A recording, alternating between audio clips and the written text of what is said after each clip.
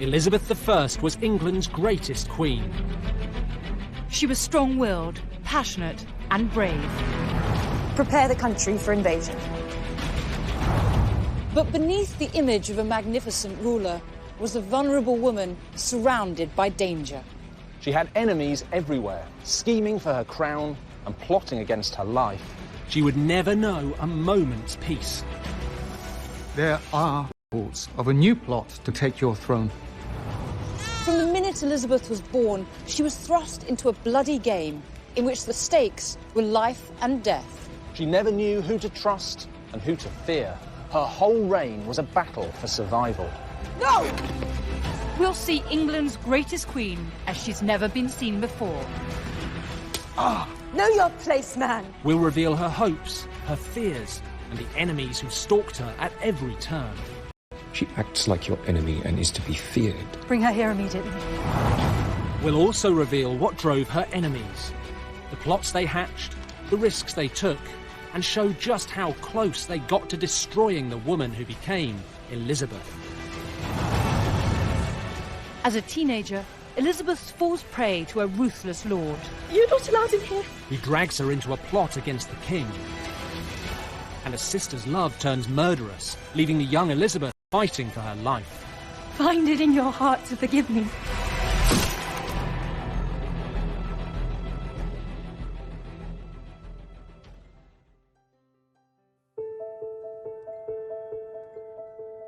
In 1603, Queen Elizabeth was dying. Her 44-year reign had been a golden age in English history. I have the body of a weak and feeble woman. But I have the heart and the stomach of a king. She had famously inspired her country to defy the King of Spain. I myself will take up arms. And she had seen off the Armada. The Spanish fleet has been thrashed. Thank God. Elizabeth survived assassination attempts. You threatened me in my own court. Rebellions. And a bloody feud with her cousin, Mary, Queen of Scots. Oh! How could she?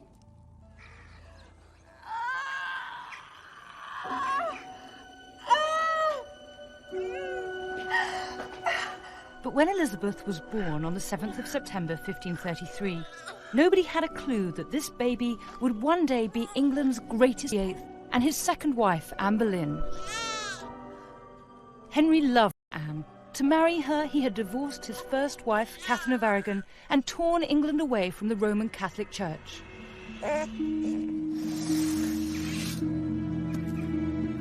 But 3 years later, Henry's love turned to murderous paranoia. Anne Boleyn was found guilty of incest and adultery and sentenced to death.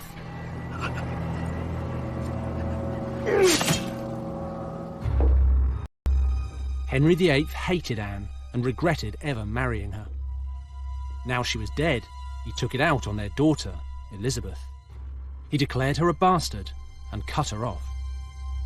Henry VIII, vain and self-absorbed, was never going to win any Tudor Dad of the Year competitions. He showed virtually no interest in his eldest daughter, Mary, his child with his first wife, Catherine of Aragon. Elizabeth, his second daughter, well, her main use was as political bait, to be married off to some powerful foreign prince if and when Henry felt like it. He was much more interested in his son, Edward, born to his third wife, Jane Seymour, who'd replaced Elizabeth's dead mother. Elizabeth was banished from Henry's court and raised by a series of governesses. Come on, my lady. You've got things to do. But in 1543, when she was 9 years old, her life changed dramatically. Do you wish to have this woman as a wife? To honor, hold, and protect her? I do. I now pronounce you man and wife. On the 12th of July, 52-year-old Henry VIII married his sixth and final wife, Catherine Parr. Catherine was a warm and caring woman, and Elizabeth adored her. You like your new dress? I love it, thank you. She was the mother figure she had always wanted. I'm so happy you're here today. In 1544, Elizabeth was welcomed back into the fold when Catherine convinced Henry to restore her as his heir. The king wants to see you. Elizabeth was now third in line to the throne after her 6-year-old half-brother Edward and her 28-year-old half-sister Mary. Life was starting to look up for young Elizabeth.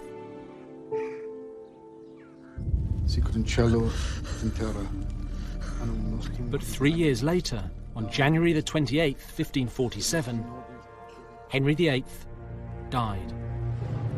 But I don't think her whole world was falling apart. I think she respected her father, but there was a healthy dose of fear there too. Remember, this is the man who chopped off her mother's head, married 4 more times, banished her from court, and declared her a bastard. After Henry's death, Elizabeth's 9-year-old half-brother Edward was crowned king. But there was one crucial question. What was going to happen to the 14-year-old Elizabeth? Well, Catherine Parr came to her rescue. She invited the young princess to come and live with her in Chelsea. Beautiful. So beautiful. It's my favourite. Elizabeth loved living in Catherine's house. Quite a princess. She felt happy and safe. Okay, turn around. Let me see, fast. But it wasn't to last. Careful, you'll turn dizzy. Lord Seymour, how wonderful to see you. Catherine Parr was in love with a man called Thomas Seymour. Your Majesty. I'm so happy you're here. He was handsome and charming, Will you join us for dinner? Thank you. It would be my pleasure. the most eligible bachelor in London. Within weeks of Henry VIII's death, Thomas and Catherine secretly married.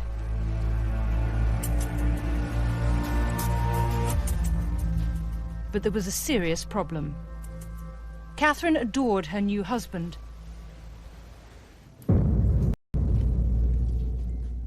But Thomas Seymour had his eyes on someone else. 14-year-old Princess Elizabeth. And his desire to have her would drag the young princess almost to the brink of death.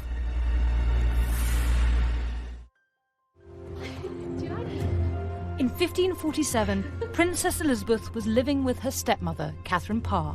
Quite a princess. For the first time in her life, she felt loved and cared for, but it wasn't to last. Catherine's new husband, Thomas Seymour, had his eye on the 14-year-old princess.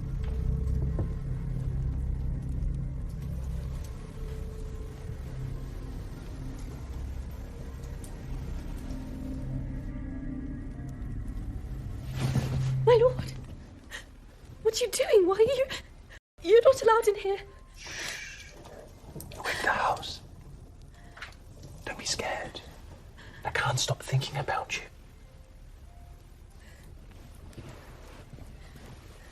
You are the most beautiful girl. Behaviour would be described as grooming. I wanted to see you. Please, my lord, you must leave at once. Grooming Elizabeth was incredibly risky, but Thomas didn't seem to care. I don't think he was bothered for a second by what damage he was doing, and he relied on his natural charm to get him out of whatever trouble his behaviour might land him in. Seymour's terrifying visit wasn't a one-off.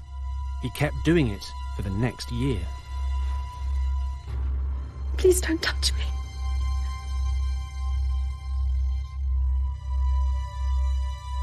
In January 1548, Catherine Parr became pregnant. She was overjoyed. But Seymour had someone else on his mind. My lord. Princess. All he wanted was Elizabeth. I am your most humble servant. No, my lord, don't. Sweet Elizabeth. Catherine had no idea what Seymour was up to. I fall at your knees and confess you have bewitched me. No, my lord, No, don't you do don't this. understand. I can think of nothing else but you. And I long to kiss you. Christ in heaven. Catherine. How could you? How could you? Oh, you have made an old fool of me. And you, after all that I've done, you betray me. Oh, damn you. Damn both of you. Catherine, no. Come back, please. Please, I can explain, Catherine.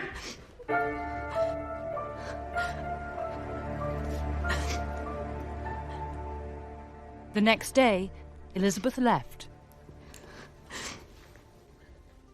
Elizabeth must have felt she was being sent away as punishment, but I think it was the only thing that Catherine Parr could do to keep her safe.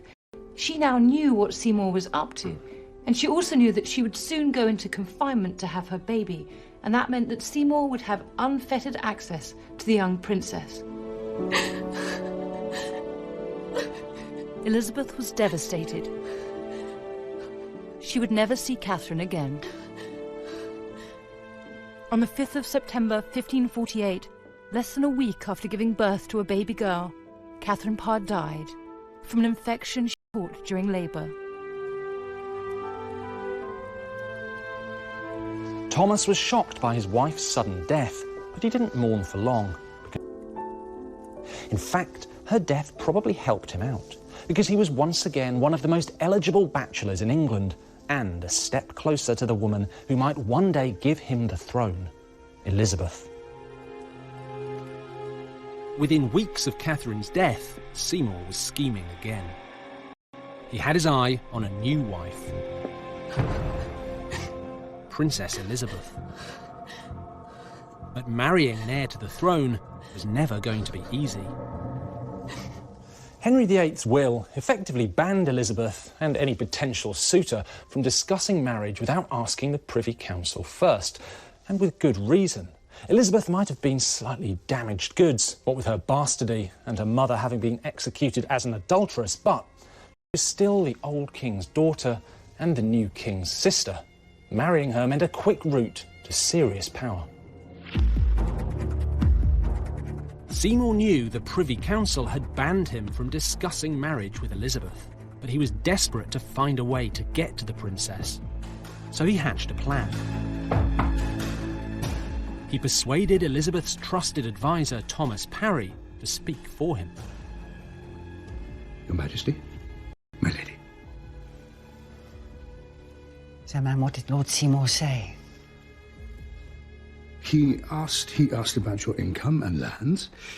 He wondered if you would consider exchanging some of your property for property closer to his. Why do you think he wants me to do this? Your Grace, I don't wish to speak out of turn, but I believe he intends to make you his wife. My lady, if the Privy Council did agree, would you consider a marriage to Lord Seymour? These are the exact words Elizabeth spoke that day. If and when that comes to pass, I will do as God puts in my mind to do.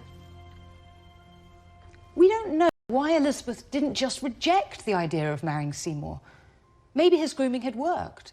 After all, she was a naive and vulnerable girl, and he had been manipulating her for over a year. Whatever the reason, Seymour now knew that Elizabeth was potentially interested, and it only made him pursue her even harder. To get his way, Seymour cooked up a bizarre and dangerous plan. On the 9th of January the 16th, 1549, Seymour broke into Westminster Palace, the Privy Council, and speak directly to King Edward. He wanted to convince the king to let him marry his sister, Elizabeth. It was the stupidest, most ill-thought-out plan that Seymour could possibly have come up with. And unsurprisingly, it didn't work. He was rumbled by palace guards and ran off into the night. but not before several witnesses had got a good look at his face. Rumours began to fly around court that Thomas Seymour was planning to kidnap the king, overthrow the Privy Council and marry Elizabeth to cement his power. It was wild conspiracy, but enough of it was true to make it believable. Thomas's open attempts to seduce the princess lay at the heart of it. Seymour was now in serious trouble, and he would drag Princess Elizabeth down with him. The day after the break-in, Seymour was arrested on suspicion of treason and thrown into the Tower of London. He was interrogated by Privy Councillor Sir Robert Tyrwhitt.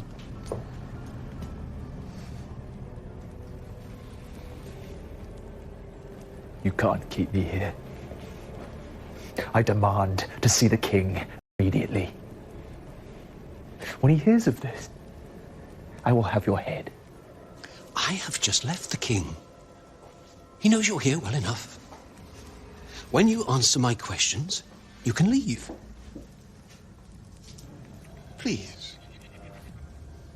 Sit.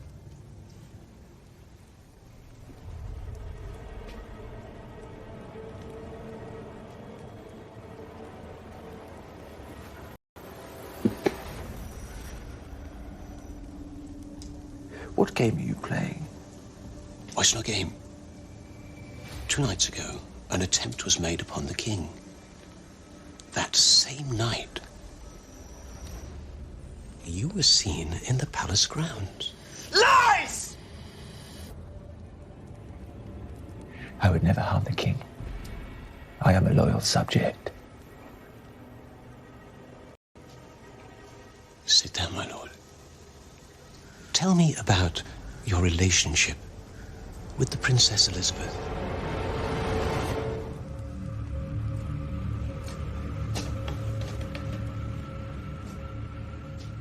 A story started to emerge that Thomas and Elizabeth were locked in a passionate affair.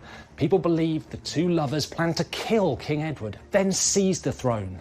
Elizabeth would be queen.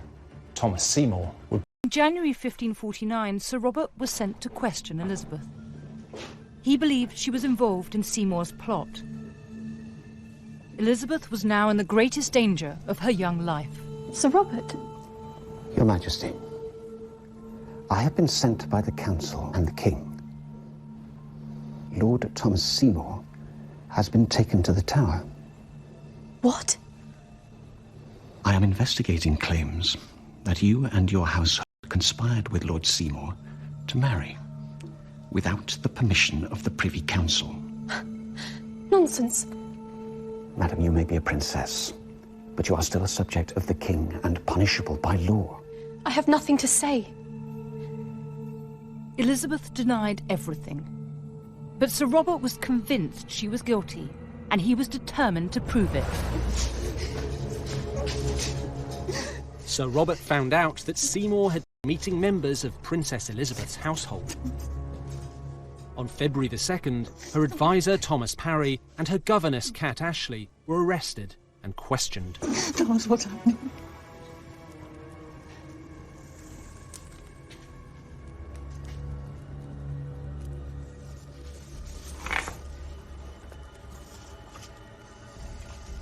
Thomas has given us his version of events. Now we need yours. They threatened to torture me. What can I do?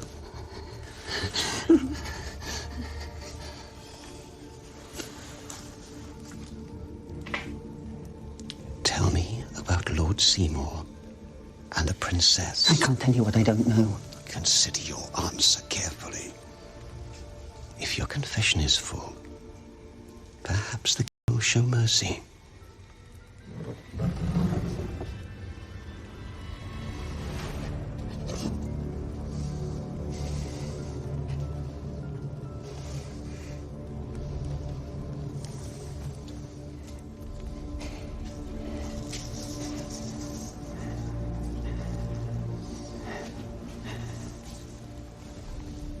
Kat Ashley confessed everything she could remember. Seymour's unwanted advances, his sniffing around Elizabeth's fortune, and his plans to marry the teenage princess. She left nothing out. Sir Robert now wanted to know if Elizabeth was Seymour's lover, and if so, to discover her role in the treasonous plot to kill King Edward. If Elizabeth were guilty, it would be treason, and she would face... 1549, Princess Elizabeth was a suspect in a treasonous plot to marry Thomas Seymour and kill her brother, King Edward. If found guilty, she would be executed.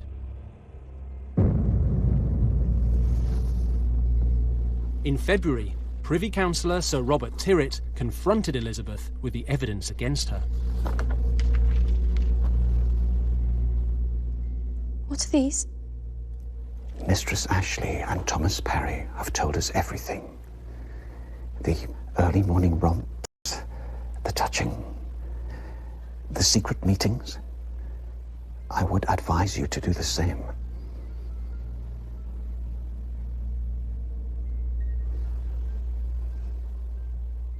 Cat Ashley did ask me to write to Thomas Seymour, to comfort him only. Your servants encouraged your relationship with Lord Seymour, even while he was married to your stepmother. No, they would never. Did you discuss marriage to Lord Seymour with the permission of the Privy Council? I did speak with Thomas Parry. Go on. Parry asked me that if the council gave their permission, would I consider marrying Lord Seymour? And what was your answer? I answered that the council would never consider such a marriage, and I would never go against the council's wishes. My lord, I'm innocent, and I ask that my servants be returned to me immediately.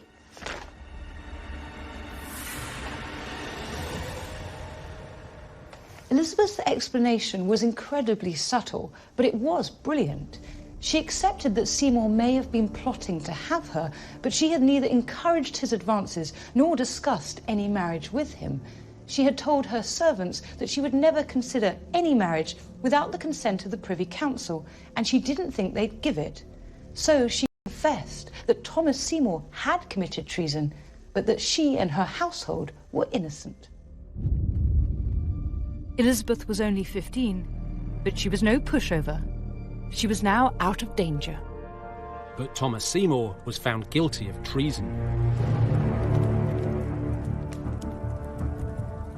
Thomas Seymour had been scheming, plotting, and dragging other people into his power games for years. Now all of his slimy, grasping, underhand deeds had been exposed. The Privy Council decided that the best place for him was the chopping block.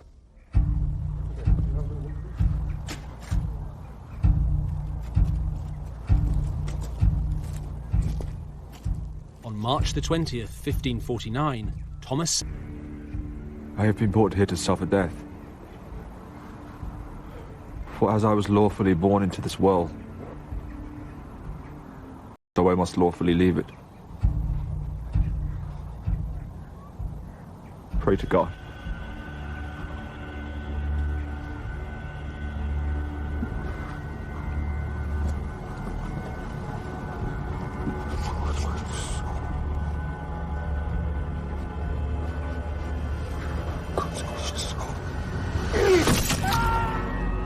Seymour didn't die quickly. The executioner botched his first attempt.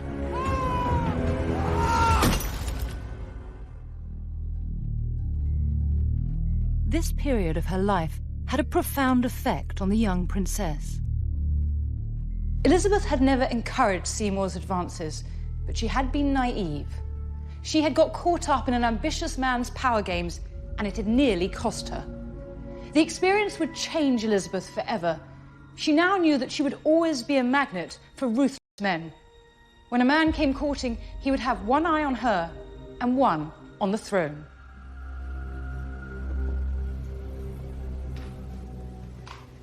Is it done? Yes, Your Majesty. The second stroke took him. Seymour's bloody execution marked the dramatic end of Elizabeth's childhood. Princess?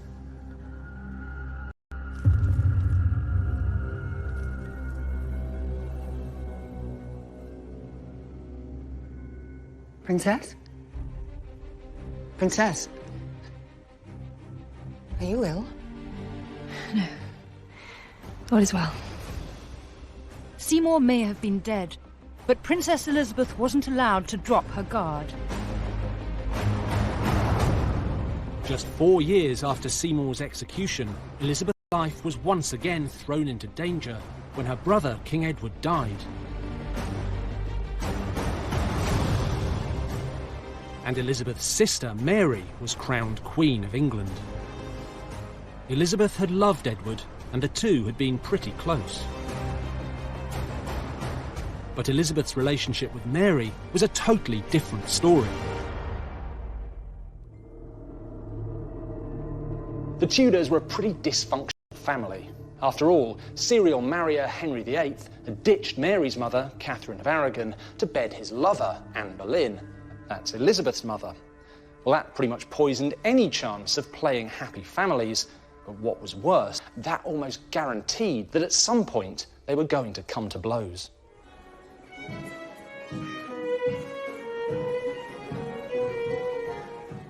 In October 1553, the bad blood between the two sisters got much worse. When Mary agreed to marry Prince Philip of Spain.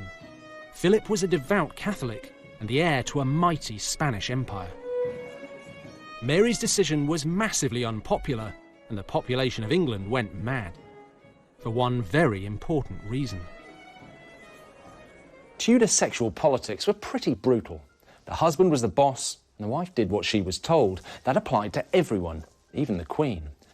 If Mary married Philip, he would be the real ruler, and the people of England didn't want their country in the hands of some European power. But Queen Mary was determined to marry Philip and refused to give him up. This was a big mistake. In early 1554, a group of Protestant nobles cooked up a plot to overthrow Queen Mary and put her sister Elizabeth on the throne. Whether she liked it or not, Elizabeth was now the figurehead of growing unrest. Letter for the princess, milady. I'll take it. I was told to hand it to her myself.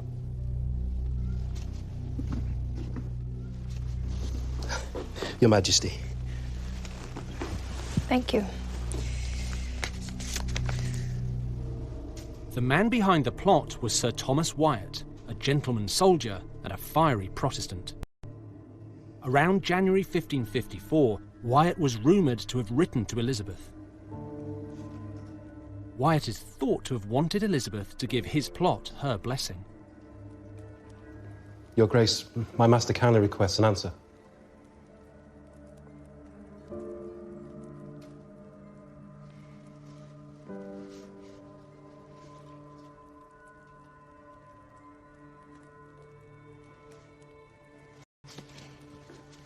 Tell him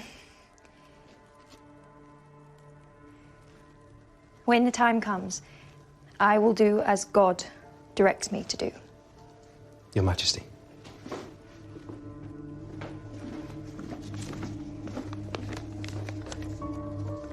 Elizabeth was now in the most dangerous position of her life.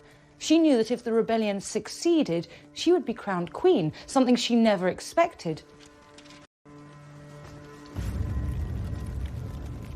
But agreeing to help the conspirators was an act of treason. If they failed and she was found out... No, was Mary's spies had already uncovered his plan. The Catholic bishop Stephen Gardiner was Mary's most trusted advisor. He hated the Protestant Elizabeth and was convinced she was secretly behind Wyatt's treasonous plot. Your Majesty. What is the news? Troops have been spotted in Kent. We need to get the princess to court immediately. We can't allow her to fall into the hands of the rebels. Where is she now? Hatfield, Your Grace. Your Majesty, there are rumours she's planning on running to Donington Castle to meet Wyatt. If she makes it there, every Protestant in the country will rise up against you. Her character is just what I always believed it to be. It seems to me you ought not to spare her. While she is alive, there will always be plots to raise her to the throne. My sister. Madam, She acts like your enemy and is to be feared. It is publicly known she's guilty. For your security, you must punish her. If you don't, you'll never be safe.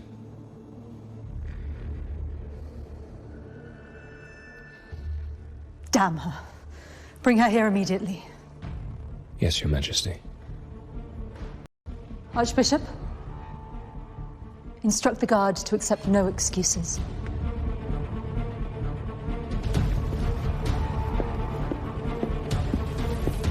Elizabeth now knew that she was in serious trouble, and she desperately wanted to avoid going to London.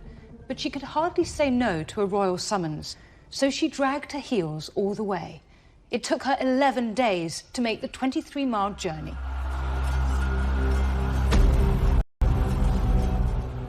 By the time Elizabeth arrived, Wyatt's rebellion had been crushed. Wyatt was imprisoned, and many of his accomplices killed. Once in London, Elizabeth was immediately arrested on suspicion of treason. On the 17th of March, 1554, she was taken to the Tower of London, the same place her mother Anne Boleyn had spent her final days. Your Grace.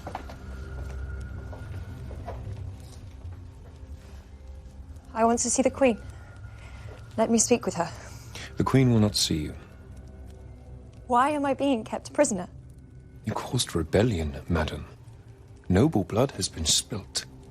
Confess. May God damn me for eternity if I ever played a part in the treason against the Queen. You refuse to speak truthfully. It is suspected of me. Nothing can be proved. If I am guilty, bring me to trial. Present your proof.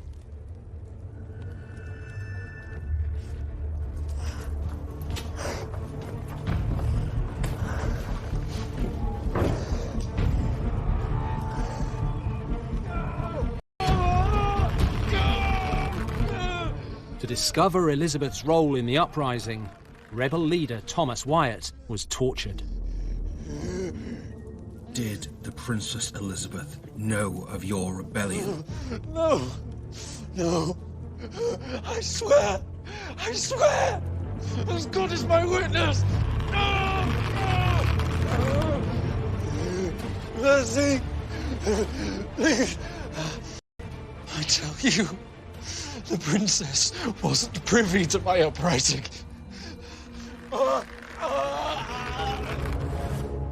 Despite horrific torture, Wyatt refused to implicate Elizabeth in his plot.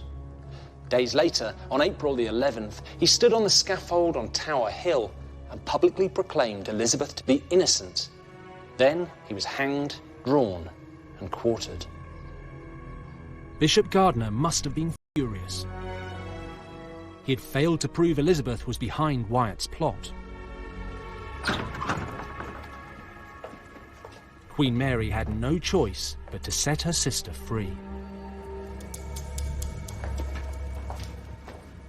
On May 19th, 1554, Elizabeth was released from the Tower. It was 18 years to the day since her mother had been executed. It's not difficult to imagine the relief that Elizabeth must have felt.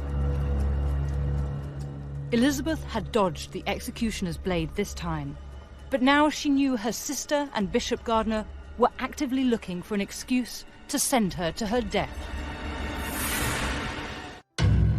Bring her here immediately.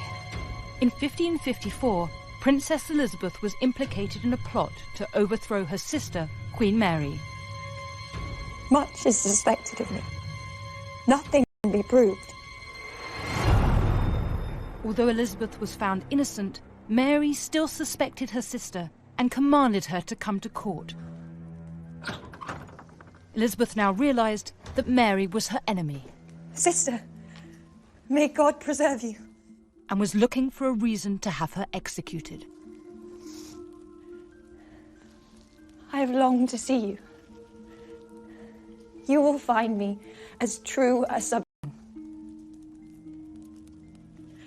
I cannot confess to something I did not do.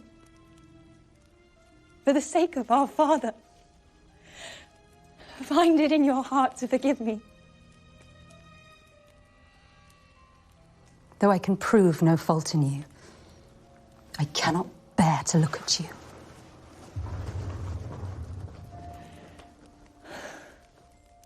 Elizabeth was exhausted, ill, terrified for her life.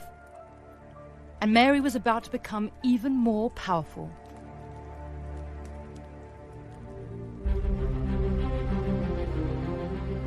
On July the 25th, 1554, Mary finally married Philip of Spain at Winchester Cathedral. England was now allied to the most powerful Catholic nation in Europe. Mary fell head over heels in love. Why not? She'd clearly been starved of affection as a child, and reports said she was acting like a love-struck teenager. Philip wasn't as keen. After all, Mary wasn't exactly a looker, but he did his duty, and in November 1554, 4 months after the wedding, Mary declared that she was pregnant. He kicked. He kicked. Here, feel. There. Can you feel? Yes, Your Grace. Queen Mary was convinced her unborn baby was a boy. He would one day be the Catholic King of England and rule the mighty Spanish Empire.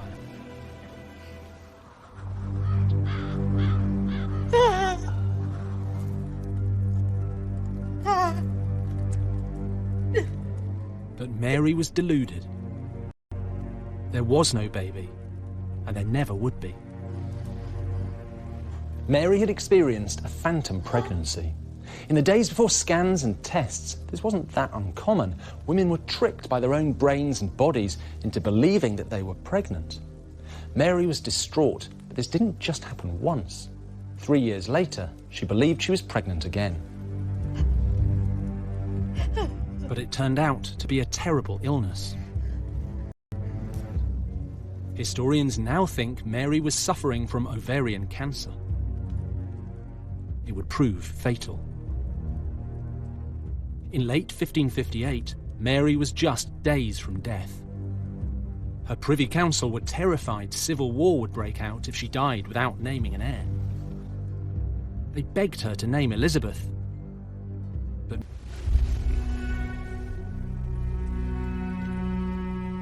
in the early hours of November the 17th, 1558, Queen Mary's 5-year reign ended.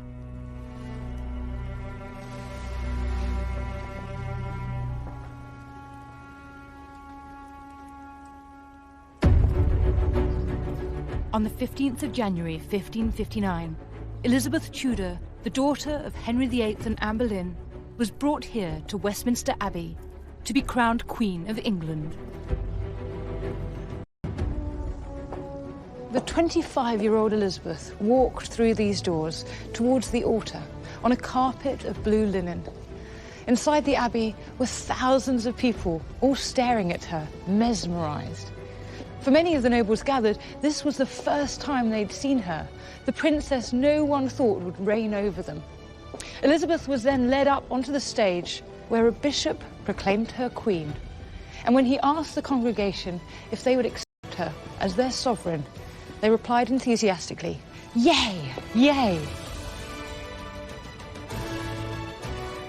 Elizabeth had survived so much in order to get here. Ruthless men manipulating her in order to feed their ambition for power. Influential Catholic enemies who wanted her dead. And finally, her own sister, who had tried to destroy Elizabeth in a frenzy of paranoia. Elizabeth was now Queen of England. But her troubles were only just beginning. My lords, make way for Her Majesty Elizabeth, Queen of England, Wales and Ireland.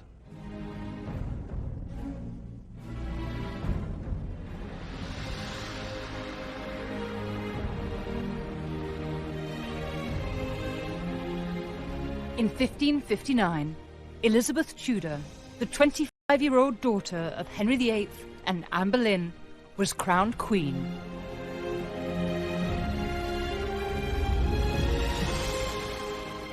But Elizabeth's path to power had been one long battle. Her mother had been beheaded. Her father declared her a bastard.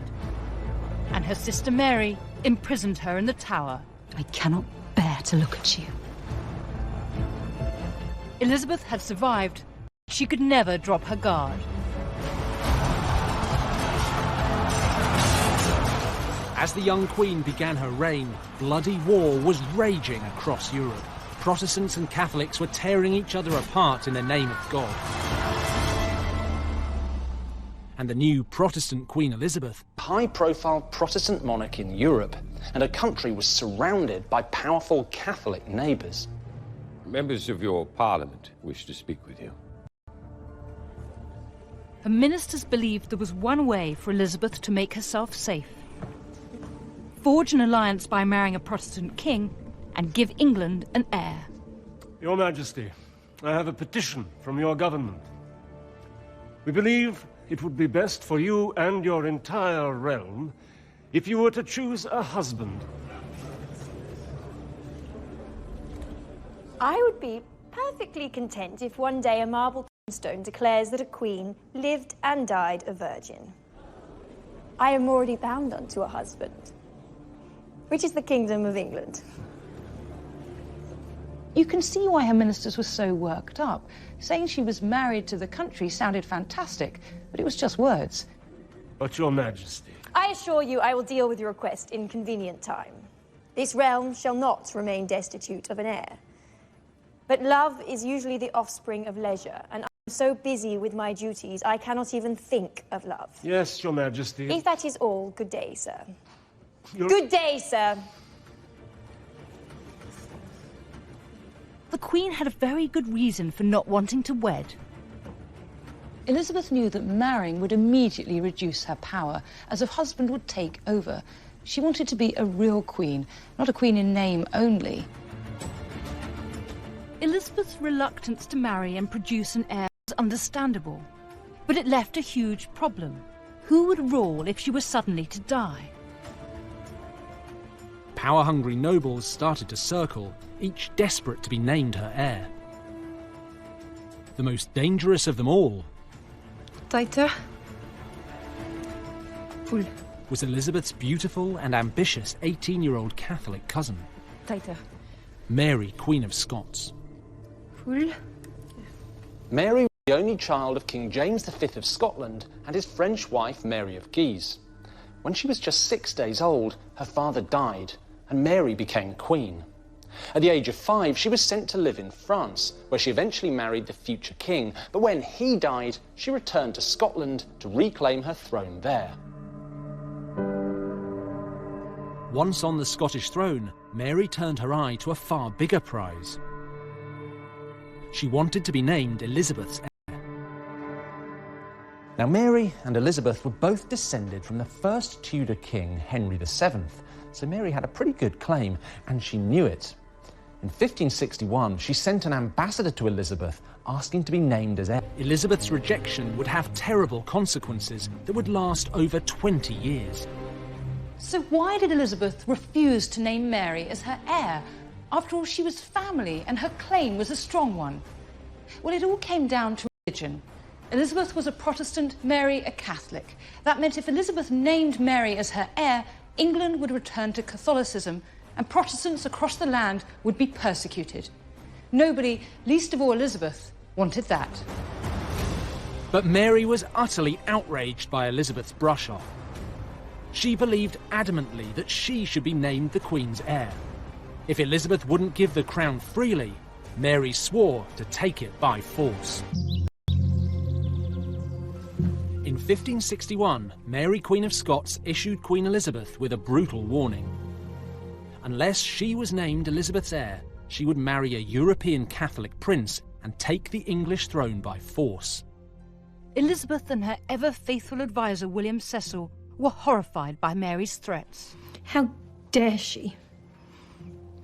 I will regard any such marriage as a hostile act. We stop her. Your Majesty, I, like you, am concerned, but I see no clear answer, except Go on. You, yourself, take a husband. And with time, produce a son, an heir. That would be the answer to all our prayers. Cecil, you are as bad as the damn politicians. Your Majesty, consider... Silence!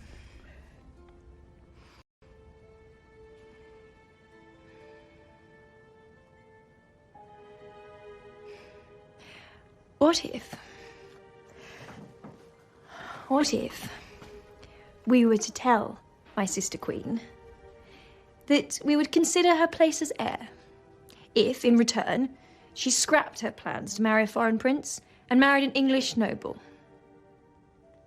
Would you make such an offer? I may. Your Majesty.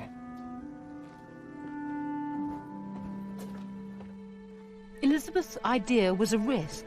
It meant that if she died without producing a natural heir, Mary would be Queen of England. But if she could choose Mary's husband for her, an English Protestant whom she could control, she could stop England from falling back into Catholicism. One man was perfect for the job, Robert Dudley. I'm very jealous. Dudley was handsome and charming, and he loved Elizabeth. What are you thinking? Don't tease me, Your Grace. Elizabeth and Dudley clearly adored each other, and yet Elizabeth knew that she could never marry him. For a start, Dudley already had a wife. Secondly, when in 1560 his wife died in mysterious circumstances, Dudley was implicated in her murder. The scandal was too big to ignore. Still, if Elizabeth couldn't marry him, maybe Mary could. At first, Mary was reluctant to marry one of Elizabeth's cast-offs. But if marrying Dudley guaranteed her place as heir, she was in. In November 1564, English and Scottish envoys met to discuss the terms of the marriage. Instead of concrete promises to trade the Dudley marriage for a claim to the crown, Elizabeth's people mumbled their way through a pathetically watered-down deal. The whole thing stank.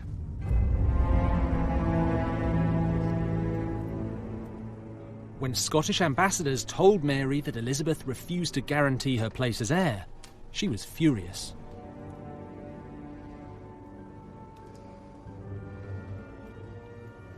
How dare you waste my time?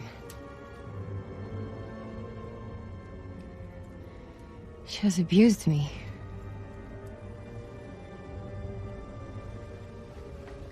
This is a mistake. It will be her loss.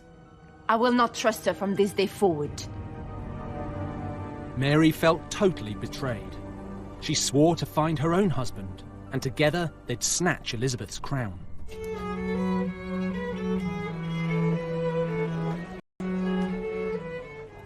In late 1564, a noble called Henry Stuart, Lord Darnley, arrived at Mary's court in Edinburgh. Darnley was a descendant of Scottish nobility, and most importantly, he, like Mary, was Catholic. Your Majesty, My lord, you are most welcome at court. would you do me the great honor of dancing with me?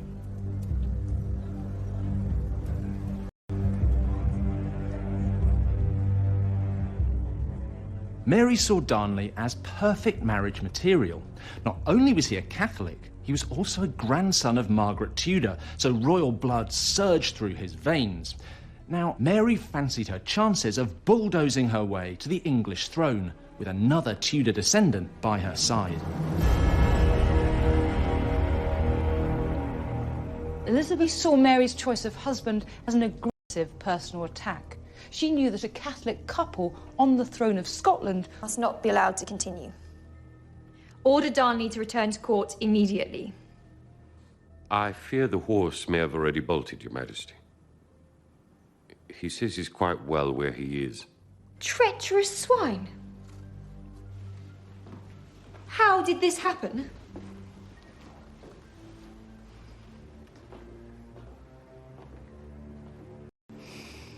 Send an envoy to Scotland. Tell my cousin she can have her pick of any English nobleman. If she refuses, all goodwill and kindness ends immediately. Yes, Your Majesty. But Mary refused to trust Elizabeth again. On July the 29th, 1565, she married Darnley. The Catholic royal couple were passionately in love, and now a credible alternative to Elizabeth's Protestant rule. And they were just north of her border. In August 1565, Elizabeth was given the bad news. Madam, the Scottish Queen has married Lord Darnley. My cousin forgets herself. She's now no more than my worst enemy. How could she? Your Majesty, rumour has it she has named Darnley king. No!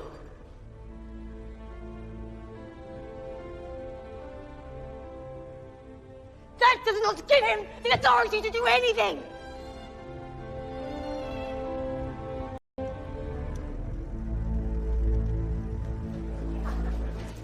Fortunately for Elizabeth, Mary's marital bliss didn't last long. Within weeks of the wedding, Darnley revealed exactly the kind of man he was. A drunk, arrogant, sexual deviant.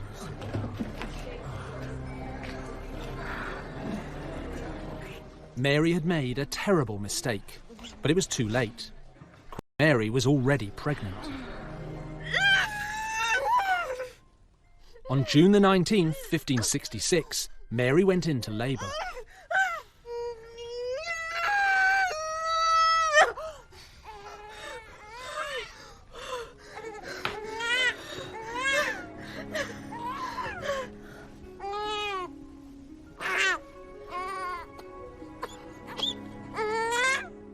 To her absolute delight,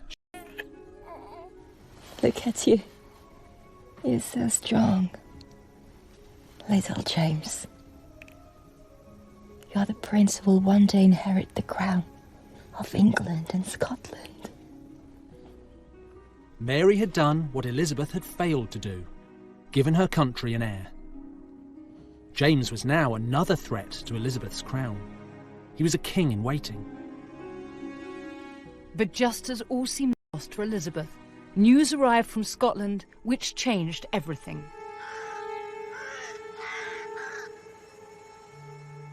On the 10th of February 1567, Darnley's body was found in an orchard in Edinburgh. He'd been strangled. It didn't take long for the name of his murderer to be revealed.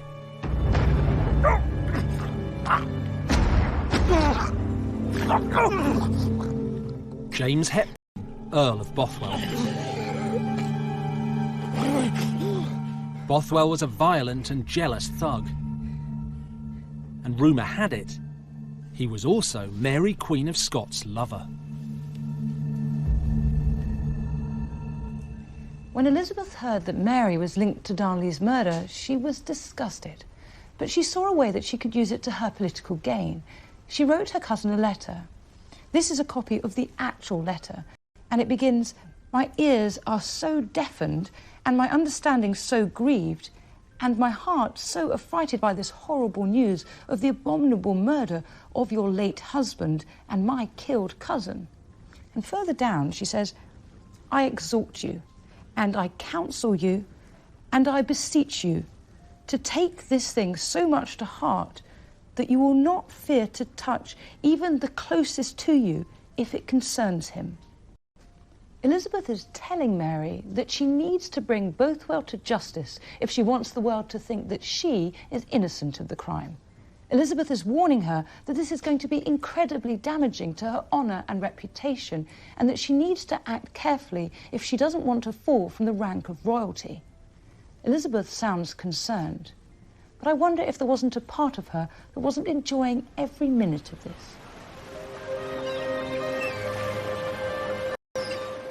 Mary denied any part in Darnley's murder, but nobody believed her. On April the 24th, 1567, Mary and Bothwell were forced to run to Dunbar Castle in East Lothian. At first, people believed Mary had been abducted. But news soon reached Elizabeth that she had married her husband's suspected killer. You asked to see me, Your Majesty. Then to marry such a man. A man charged with the murder of her own husband. Scotland is a quagmire. It is said she has given Bothwell more land and titles than she ever gave her husband. No friend in the world could like this marriage.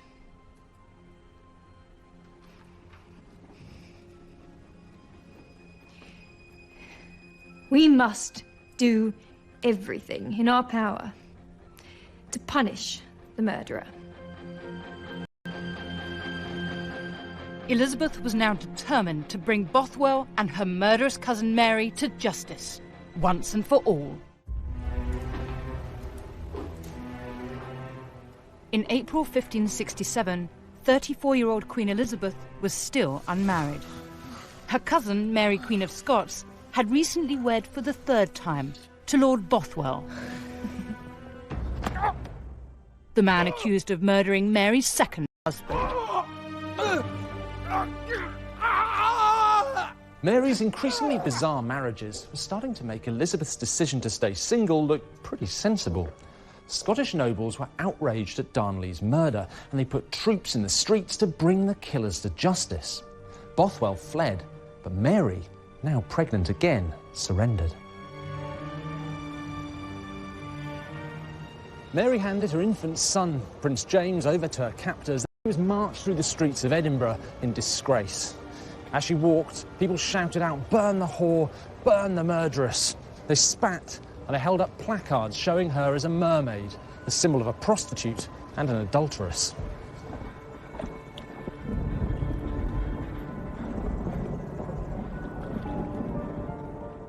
On June the 17th, 1567, Mary was imprisoned here at the remote Loch Leven Castle in Kinross, Perthshire.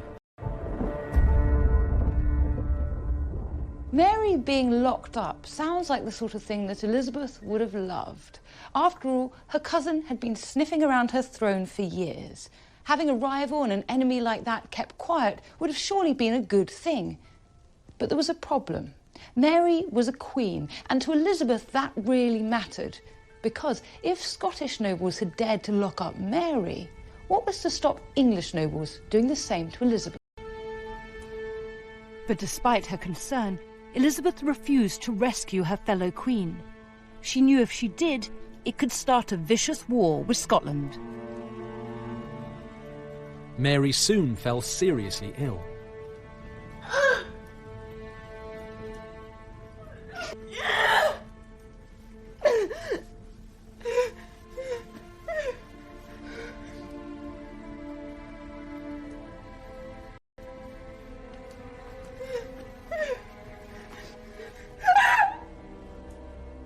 In early July, she had a miscarriage. She'd been carrying twins.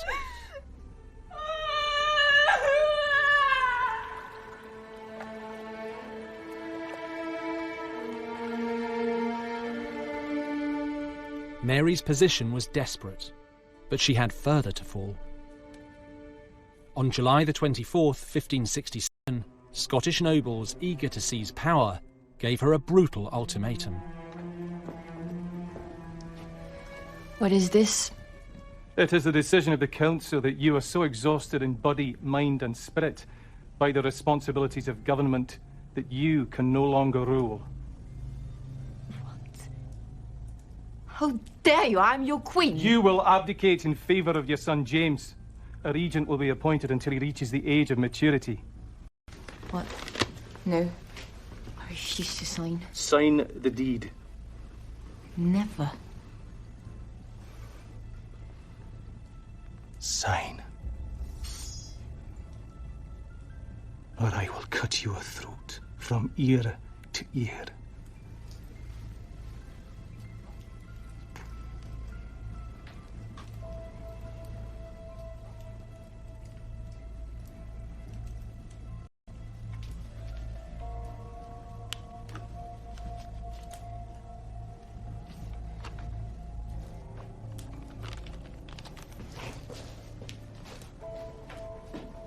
When God sets me free, I will not abide by this, for this was done against my will. Days later, Mary's one-year-old son, James, was crowned King of Scotland. But Mary was to fight back. On May the 2nd, 1568, Mary convinced a young lad called Little Willie to row her across this loch. She was determined to win her throne back. The problem was, apart from Little Willie, she barely had two friends in Scotland to rub together. In fact, there was only one person she knew who had the power to put her back where she thought she belonged: Elizabeth. Mary's escape plan worked, and 2 weeks later she arrived in England. But if Mary thought Queen Elizabeth would welcome her with open arms, she was seriously deluded. Where is she now? Cumberland.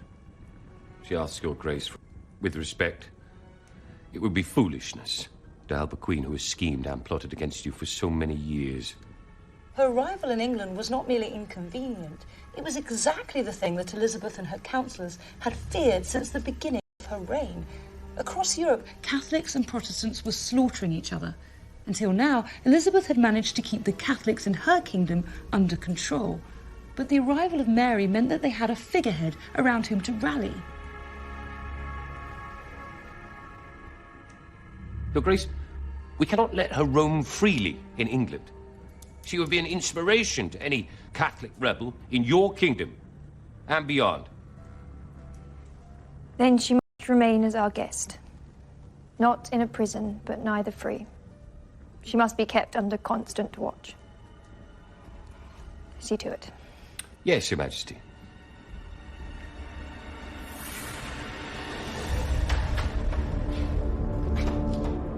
Mary was immediately arrested and held in Carlisle Castle.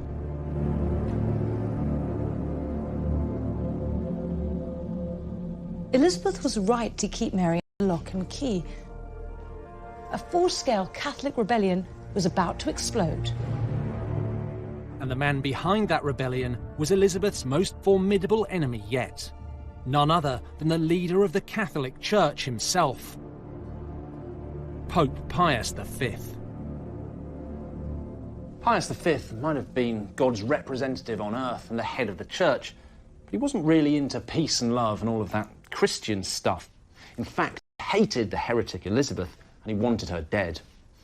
On the 25th of February 1570, Pius issued this, a papal bull of excommunication. That's an official letter from the Vatican casting Elizabeth out of the church forever. And he doesn't pull his punches. He starts off by describing her as the pretended Queen of England, a slave of wickedness. Not a very polite way of starting a letter to anyone, but this isn't just insults. He goes on to say, we do declare her to be deprived of her pretended title to the kingdom and of all dominion, dignity and privilege whatsoever. And that's very important, because this is a licence for any foreign king or prince to invade England, kick Elizabeth off the throne and maybe even kill her. And there's more. He goes on to say that the nobility, subjects and people of England are absolved from their oath, duty, dominion, allegiance and obedience, and that anyone who disobeys him in this, we do irritate with the like sentence of anathema. Translation, people of England, if you obey your queen, you're going straight to hell. Central to his plan was Mary, Queen of Scots. He wanted to overthrow Elizabeth and put Catholic Mary on the throne of England. The Pope's declaration meant that every Catholic in the country was now a potential enemy to Elizabeth. Cecil desperately needed his queen to see the terrible danger that she was in. Your Majesty, we ignore this threat at your peril. I do not want my subjects to be mistreated or questioned in matters of faith, as long as they obey the laws of this realm. I refuse to make windows into the souls of men. With respect, this is a mistake! All known Catholics should be brought in for questioning. If found guilty of treason, they should be punished! No, Cecil! That is not the answer! Leave! Cecil had every right to be terrified. There were Catholics throughout the land.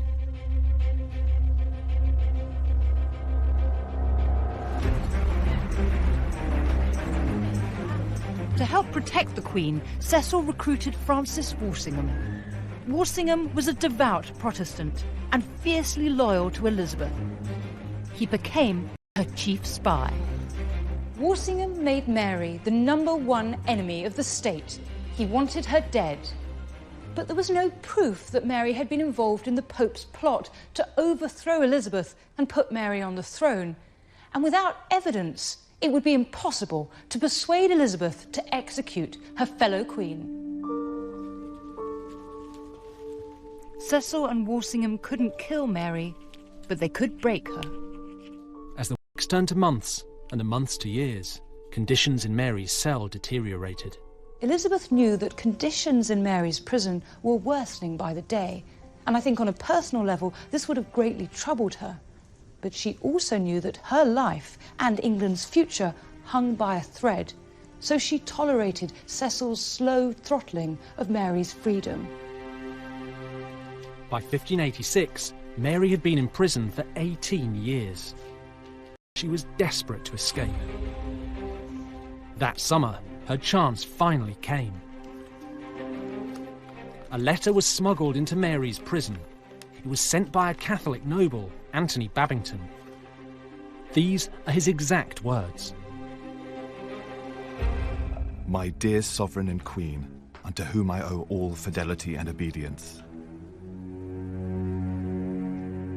I am horrified by the terrible conditions you have been kept in. The removal of your royal person from your home, Elizabeth. We undertake to deliver you from the hands of your enemy and to kill the heretic queen.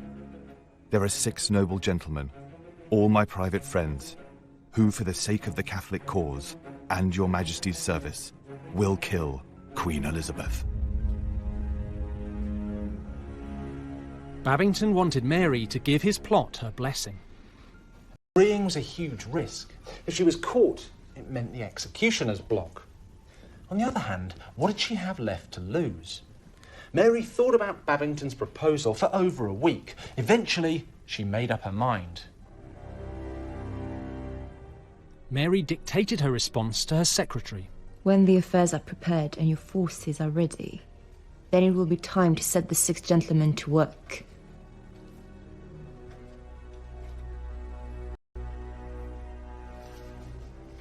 Once the Queen is dead, then I must be transported out this prison immediately. The reply was written in secret code and smuggled out of the castle in a beer barrel.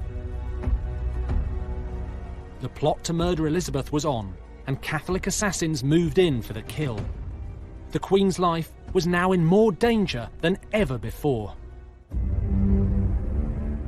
The summer of 1586, Mary, Queen of Scots, gave her blessing to a Catholic plot led by Sir Anthony Babington to murder Queen Elizabeth and put Mary on the throne.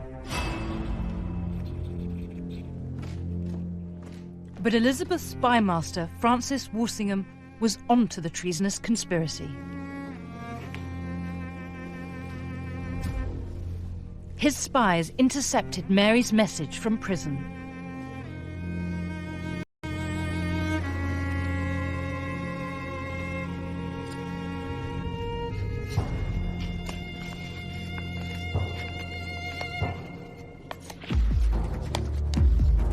Walsingham now had proof that Mary was plotting to overthrow Elizabeth. On September the 25th, 1586, Mary, Queen of Scots, was taken to Fotheringay Castle in the East Midlands to stand trial for her part in the Babington plot.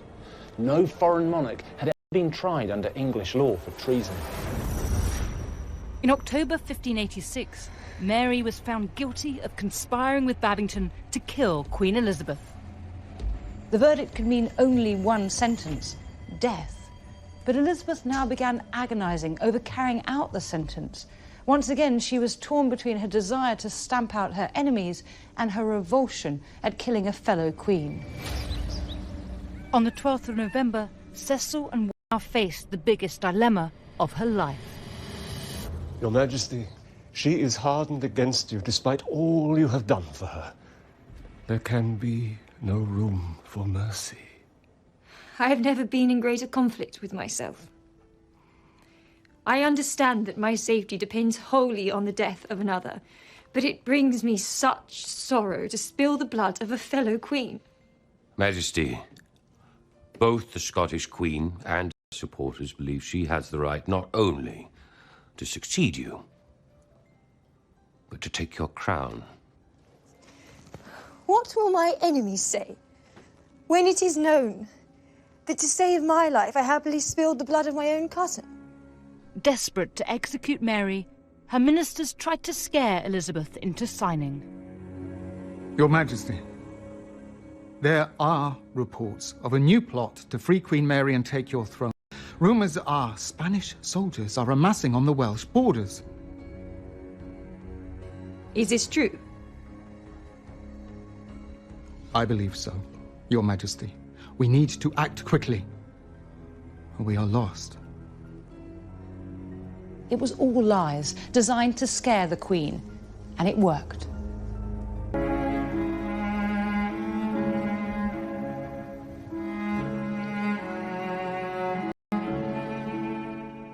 On the 1st of February, 1587, after months of stalling, Elizabeth finally asked for Mary's death warrant.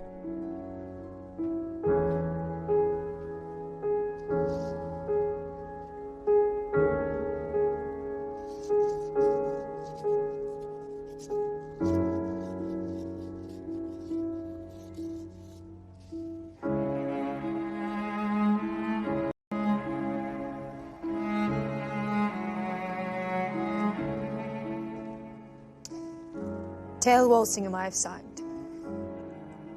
But be clear, this is only to be used if Spain invade and attack the city. Finally, Cecil had his hands on Mary's death sentence, and he was going to execute it, no matter what Elizabeth said.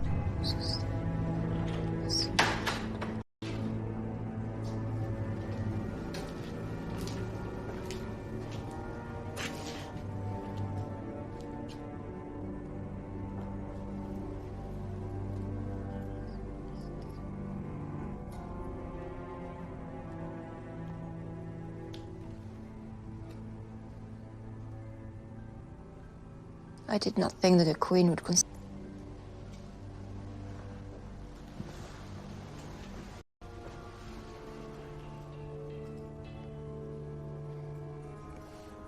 I'm quite ready and happy to die. For my saviour and the Catholic Church.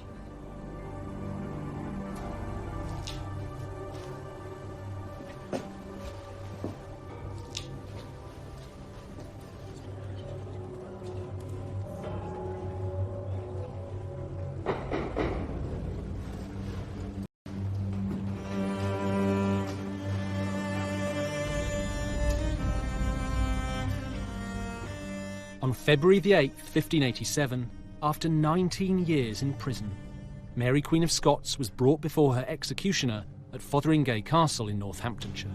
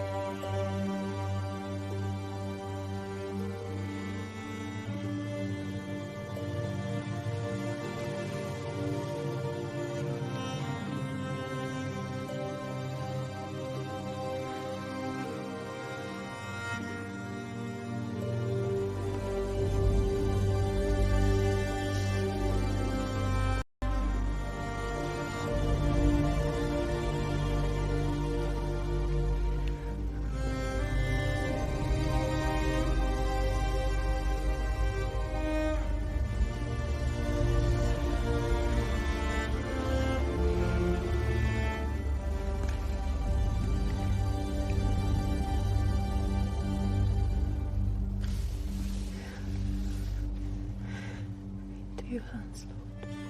I commit my spirit. Into your hands, Lord. Commit my spirit. Into your hands, Lord. I commit my spirit. Into your hands, Lord. I commit my spirit.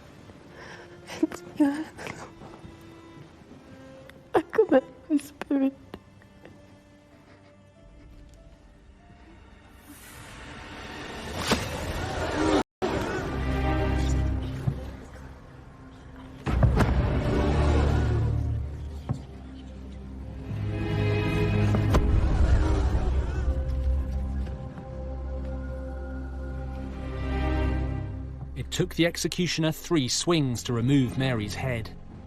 Cecil had executed Mary, she flew into a violent rage. How dare you! I have sent my secretary to the Tower. You are lucky not to follow. Your Majesty, I beg to lie before your feet in the hope of soaking up your mercy. You are a traitor, a false dissembler, a wicked wretch. This death will wring my heart for the rest of my life. I cannot bear to look at you. Get out of my sight. Get out!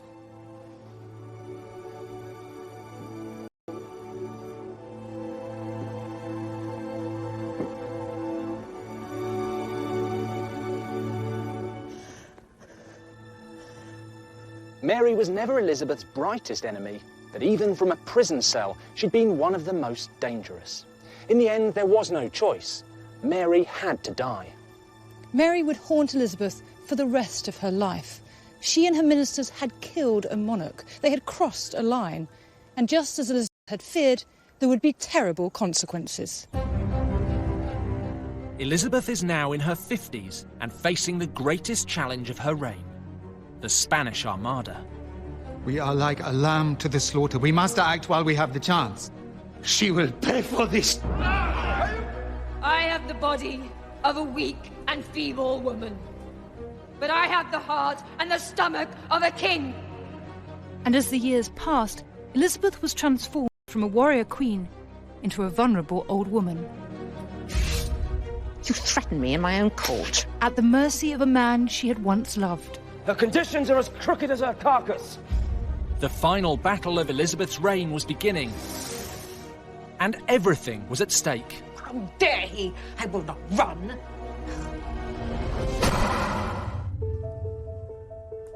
In 1585, Elizabeth was 52 years old.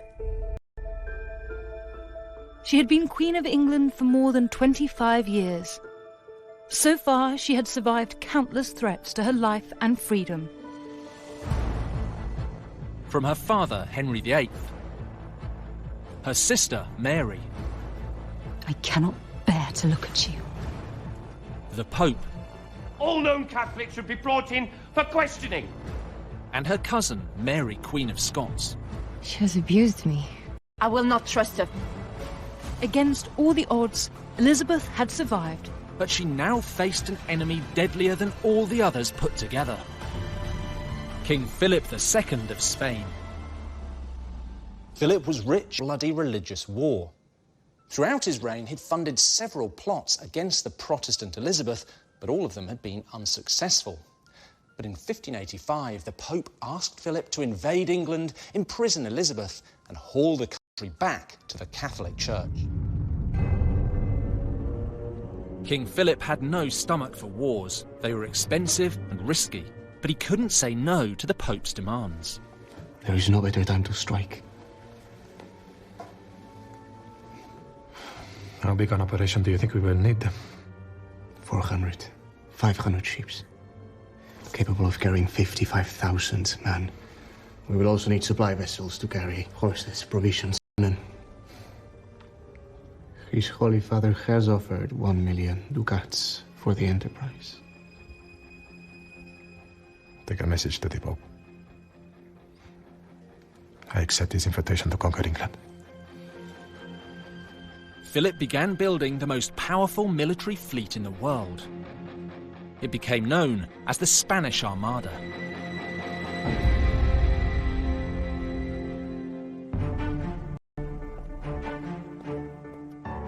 So how did Philip plan to invade? At the Queen's house in Greenwich, there are charts drawn up in 1590. So here's Philip's master plan. He was going to use his 130 warships, that's what we call the Armada, to engage the English fleet. Now, while that was happening, another 300 smaller boats would ferry 26,000 Spanish troops from here in the Netherlands to here on the south coast of England. Once that was done, the warships would drop off another 18,000 men, and together that massive army would march through Kent to London, seize the capital, and capture Elizabeth. Well, that was the plan, anyway. Philip worked hard to keep his massive invasion fleet secret, but Elizabeth had spies everywhere.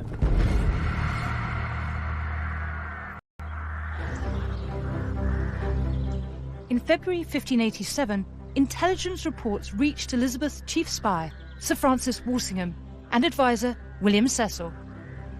They needed to make Queen Elizabeth see the terrible danger she was now in.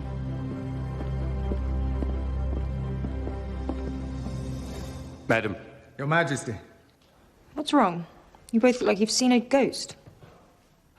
Madam. Spit it out.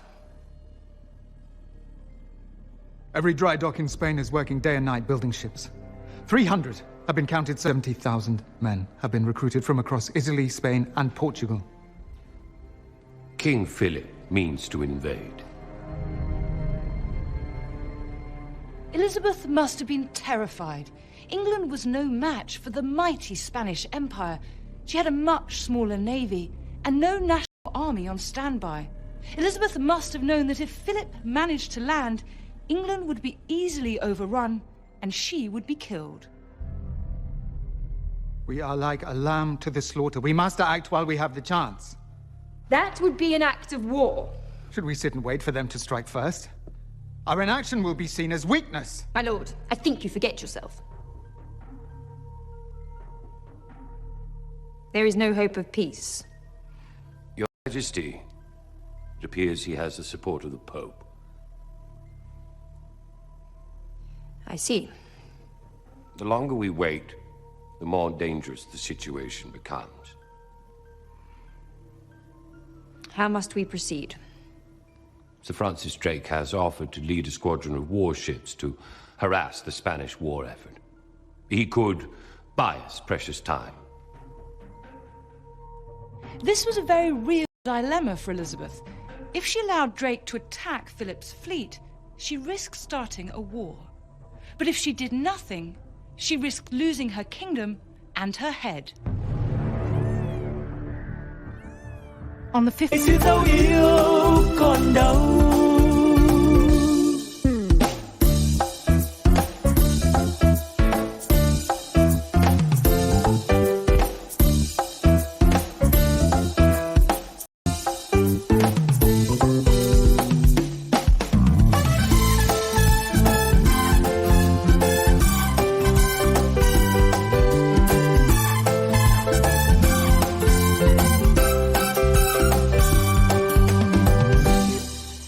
Ngày xưa tôi thả những cành diều dây lướt trên bầu trời phiêu du cùng áng mây, hòa trong gió tiếng sáo vang từ đâu diều bay vút cao, rồi cùng nhau chia phe chơi tròn buồn dưới bóng cây đa già bên sân đình bãi sông, làm con dâu chú rể chỉ kiều la trò chơi rước dâu. 15th of March 1587, Elizabeth gave Francis Drake permission to attack Philip's fleet. England was now at war with the most powerful empire on earth. If the plan failed, the country would be brought to its knees, and Elizabeth would not survive.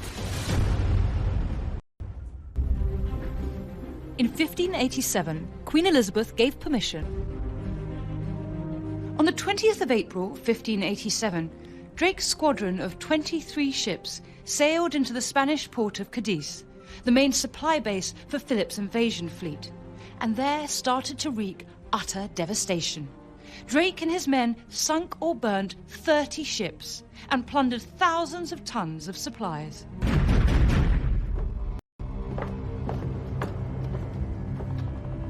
News of Drake's daring attack soon reached Philip. How did this happen? The English sailed into port under Dutch flags. Our men had no warning. How dare she? She will pay for this! Philip now had no choice but to delay the invasion until his fleet could be repaired.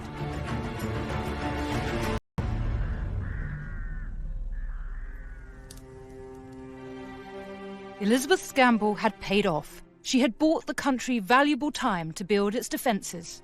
We have doubled your guard, and security will be with you day and night.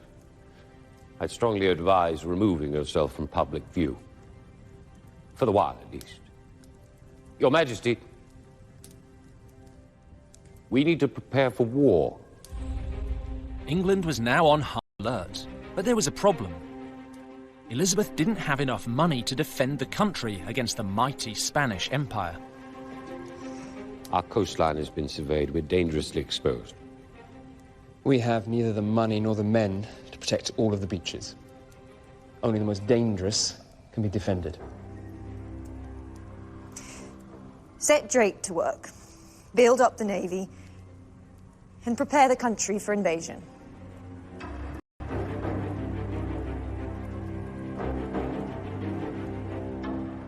Elizabeth and her commanders assembled around 34 warships, but they were desperately short of trained men, ammunition and gunpowder. They would be no match for Philip's invasion fleet.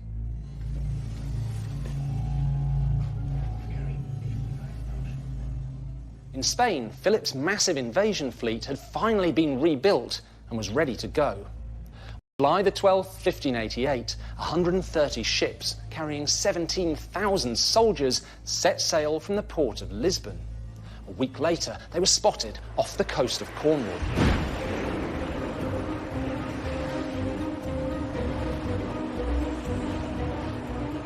On the 29th of July, the English fleet sailed out of Plymouth to face Philip's armada.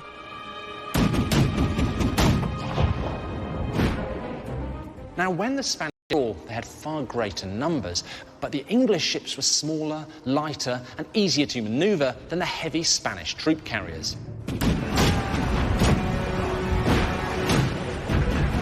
For the next 12 days, the English and Spanish fleets pounded each other. Against all the odds, the English fleet got the upper hand. The Armada was defeated. All in all, the Spanish lost 15,000 men and 60 of their 130 warships. The English didn't lose a single ship to the enemy. On the 18th of August, unaware that the Armada was being blown north, Elizabeth went to rally her troops. She travelled to Tilbury in Essex, where many of her soldiers were stationed, and it was there that she delivered one of the greatest speeches of all time.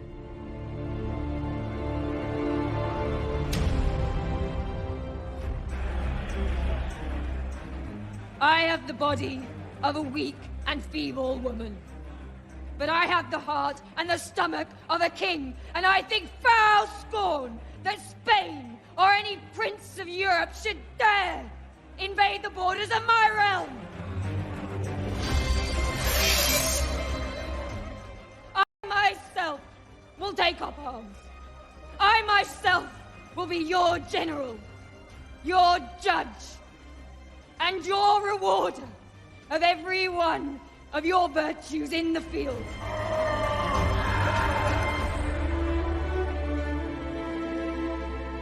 Elizabeth had beaten the most powerful empire in the world.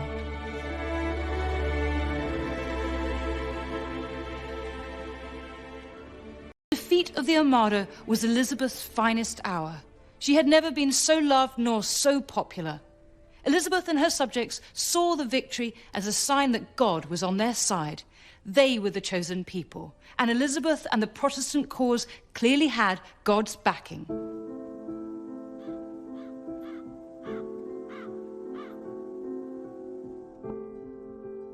Elizabeth had seen off the deadly threat from Catholic Spain, but there was one enemy she could never defeat: time. All her life, Elizabeth tried to look majestic, royal, and above all, youthful. She used white lead makeup on her skin to make it pale and attractive. She put vermilion, made of toxic mercury, on her cheeks to make them red. She even used belladonna, deadly nightshade, in her eye, more elaborate than ever. Beneath them, she was falling to bits.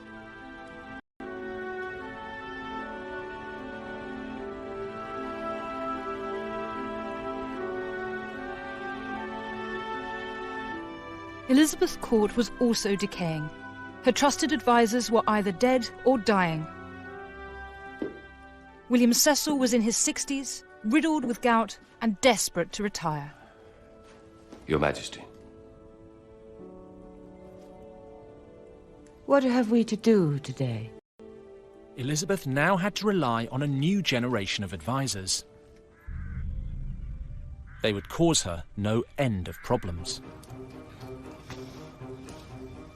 With William Cecil on his sickbed, his son Robert became Elizabeth's private secretary. And this is the new taxation bill. Elizabeth also appointed her favourite, Robert Devereux, Earl of Essex, as her privy councillor. My most gracious and beautiful sovereign. My Lord Essex. How lovely to see you. Essex was charming, flirtatious, and seriously ambitious. Elizabeth adored him. And as a man, I have been more subject to your natural beauty than as a subject to the power of a king. Essex and Cecil were great rivals in court. The two men hated each other. Oh, my dear Cecil, I didn't see you skulking there. My lord. What are you doing at this hour? Working. Come. Drink. Dance. Play. My lord, I really must insist we have important work to complete. Cecil is right. Nonsense. The day is for work. The night is for fun. Elizabeth, send him away.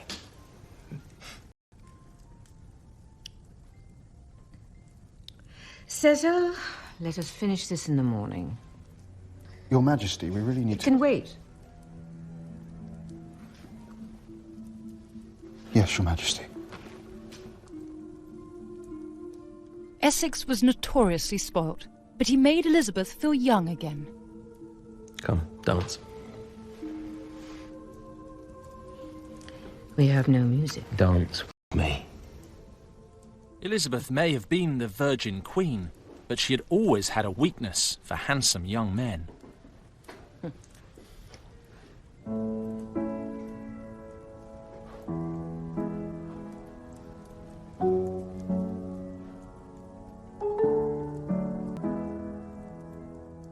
Elizabeth's attention made Essex the top dog at court, but that was about to become a very big problem, because Essex's raging ambition would bring Elizabeth and the whole country to their knees.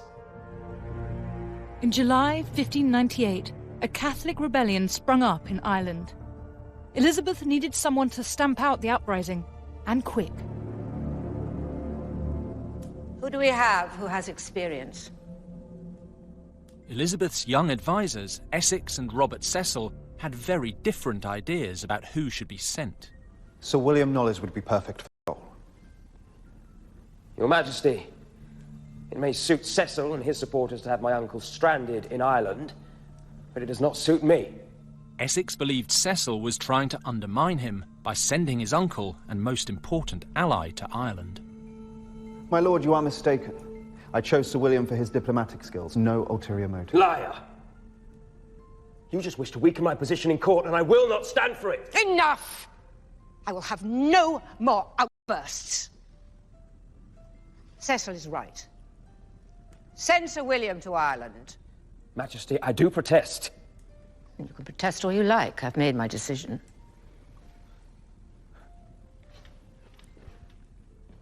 How dare you turn your back on me? You will not dismiss yourself in my presence. You threaten me in my own court.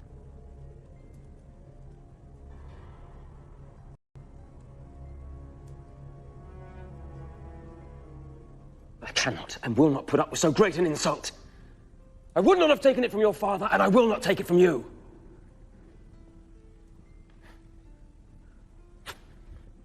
Get back! Get back here! Her conditions are as crooked as her carcass. Essex's words must have stung Elizabeth. She had believed he loved and cared for her. But it was all lies. She had been made to look like an old fool. Essex had shown himself a threat to Elizabeth's authority. But before long, he would do more than threaten her. He would try to seize her power in a bloody coup. We fight to the death! Are you with me? Are you with me?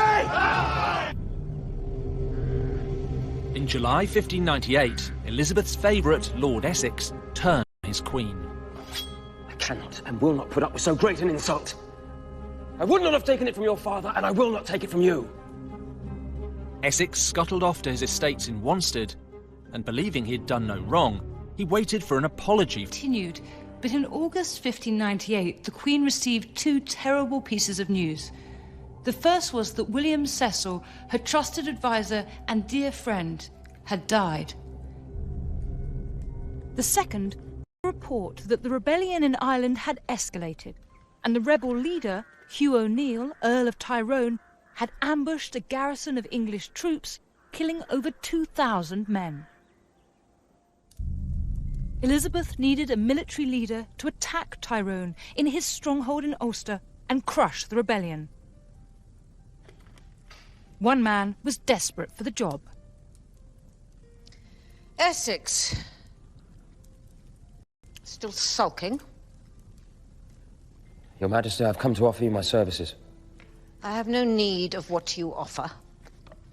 I warned you, time and time again. If you continue to misbehave, my patience would turn to fury. Your Majesty, allow me to prove my loyalty. Send me to Ireland. And you are qualified. I have the trust and respect of your soldiers. I've commanded your forces before and won great triumph. Essex saw this as his chance to get back into Elizabeth's good books. My queen, I promise, send me, and I will defeat your enemies and bring you the head of the traitor Tyrone. Very well. Go to Ireland and bring that rude and barbarous nation to heel. Majesty. And Essex, do not make me regret my decision.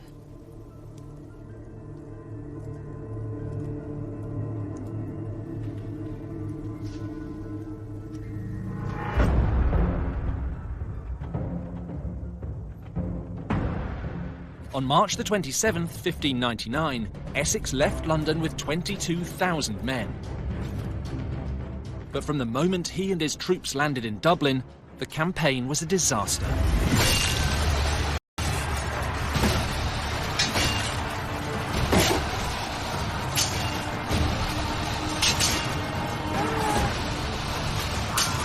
The Irish rebels fought a fierce guerrilla war.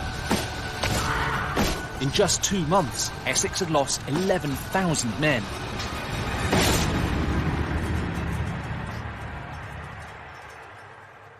Those who survived were so demoralised they refused to attack Ulster, Tyrone's stronghold.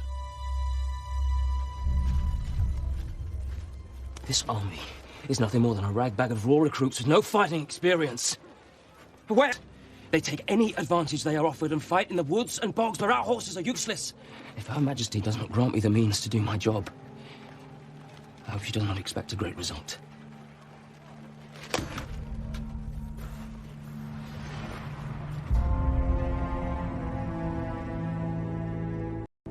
Essex wrote to Elizabeth demanding she send money and reinforcements. We are badly served. He has no reason to whine. He has everything he asked for. More, even, than was agreed upon before he went. I expect him to attack Tyrone immediately.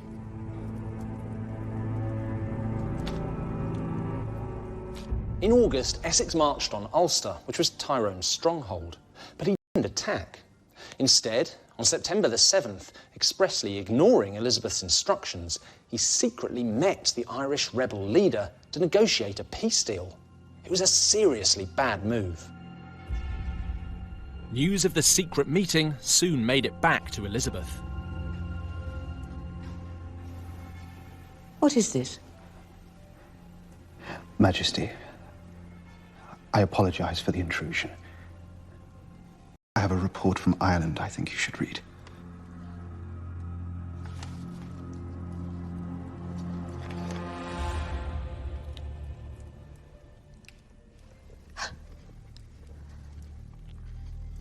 Is this true?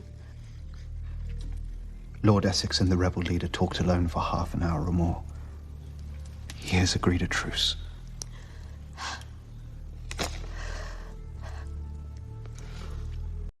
He has betrayed me.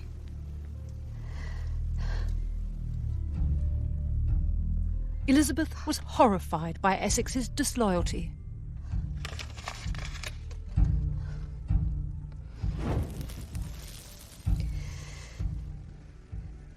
This is an act of treason.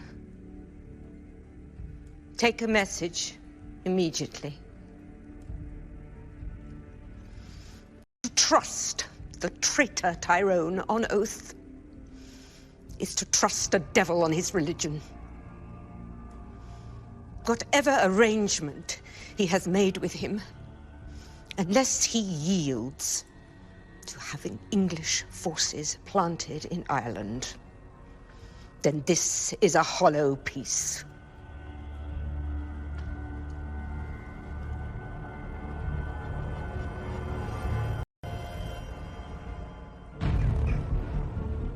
When Essex heard how he deserted his command in Ireland and rode through the night to London, he thought he could sweet-talk Elizabeth and she would forgive him.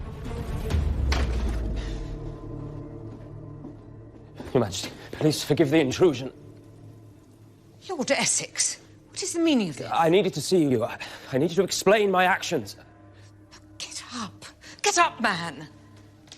I'm in no state to receive you. What do you think you're doing? Essex's sudden intrusion must have been utterly humiliating for Elizabeth. Throughout her reign, she had wanted to appear as if time had left her unscathed. And here she was, caught without her wig and without her makeup.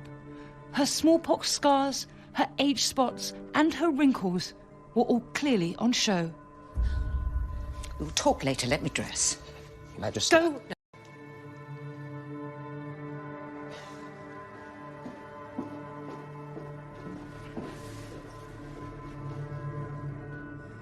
Elizabeth kept calm, and at first she seemed forgiving towards Essex. But her mood quickly darkened. Later that same day, Elizabeth summoned Lord Essex to court to explain himself. Why did you desert your post in Ireland? My most dear sovereign, members of your council are poisoning your ear to me. Do you deny that you disobeyed my orders? You left London so confident that all would be well. But now we are in a greater mess than ever before. Majesty, Silence! You did not attack Ulster. You frittered away money and time, and then dared make peace with that traitor Tyrone against my express orders.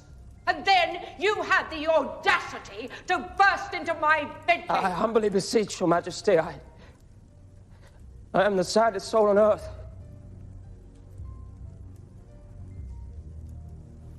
Begone.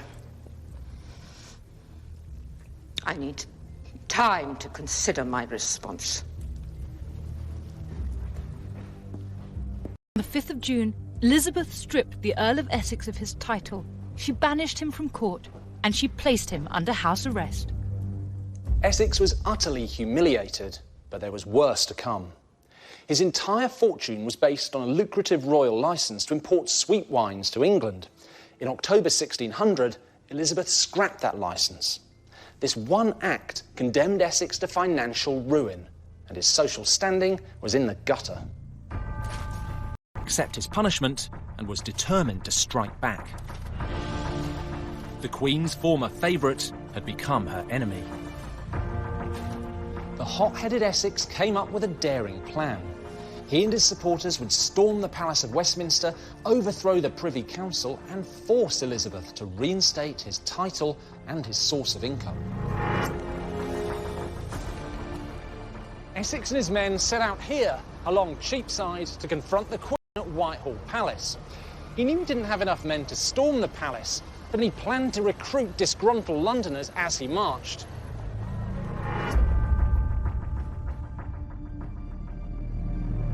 This was the first time in her 42 years as Queen that Elizabeth had been in personal danger in her own capital city. Madam, we have no time. We need to get you to safety. He plans to attack the palace. We must act quickly before we are overrun. How dare he! I will not run. Barricade Charing Cross.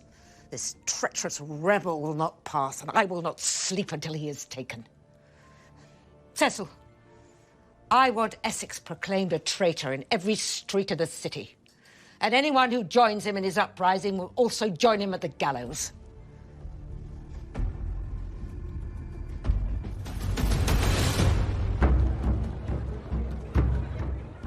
In the city, Essex and his men shouted slogans, hoping to draw others to their cause.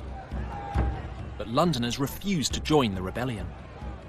Imagine how Essex must have felt. He was so confident the people of England were behind him, he was prepared to ride through the streets of London, calling on them to rise up against their queen. He was completely deluded. Elizabeth was the hero, not him. She defeated the great Spanish enemy, and God was on her side. Essex had got this badly wrong. Terrified, he ran for his life.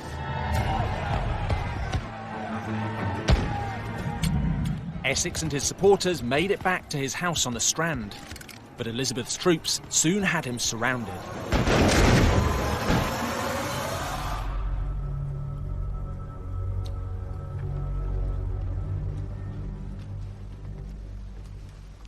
Your Majesty, we have Essex and his rebels cornered. He will escape. Contemptuous fool. He refuses to surrender. What would you have us do? I'm tired. This must stop now. Take 2 cannon from the tower and reduce his house to rubble. Yes, Your Grace. Tell me when it's done.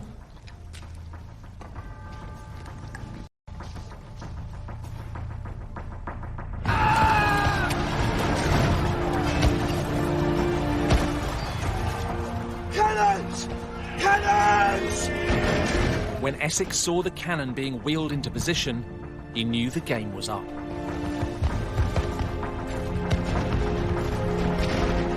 He had no choice but to surrender.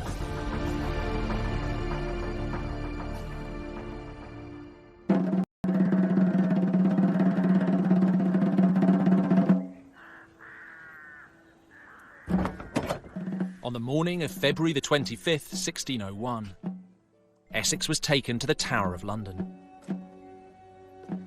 He'd been tried, found guilty of high treason, and sentenced to death.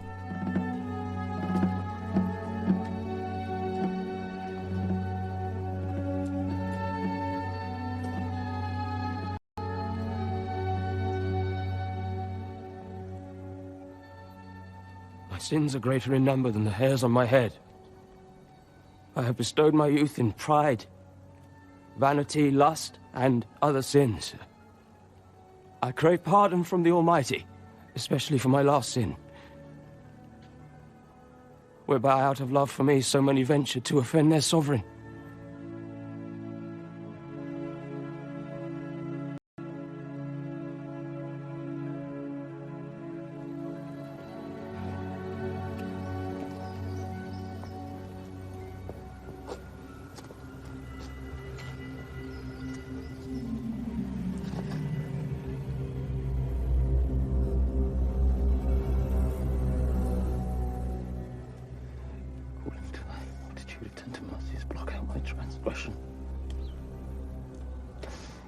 Strike home, executioner!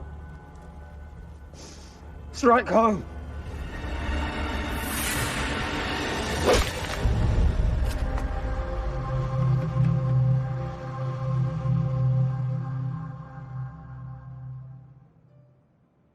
Strangely, of all the enemies that came after Elizabeth in her long reign, the battles she fought to survive, no one got closer to her than the arrogant, reckless Essex. Just like all the others, the plotters, the schemers, the invaders, he had failed. Maybe, just maybe, God really was on her side. Elizabeth may have survived, But time had caught up with England's great queen, and the end was in sight. In March 1603, when Queen Elizabeth was 69 years old, she fell seriously ill. She was suffering from ulcers in her throat and fevers.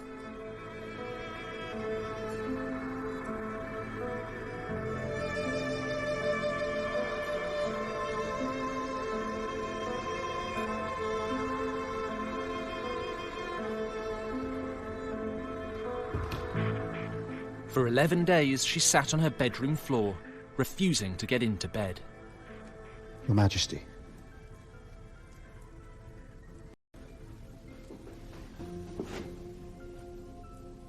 How are you feeling? I know nothing in the world worthy to trouble me. Your Majesty, the doctors all say the same. You need to eat. I know my health better than they. I am not in as much danger as they think. Elizabeth thought that if she got into bed, she would never get up again. Her fighting spirit was still very much alive. Then rest at least, please, Your Majesty. Let me help you to your bed. I will not. Your Majesty, I must insist. Little man must is not a word to use to princes. Your father, had he still been alive, would not have used such a word.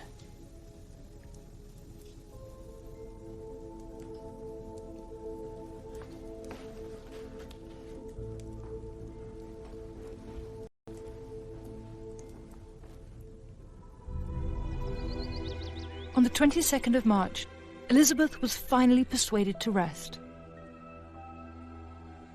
It was clear that the end was near.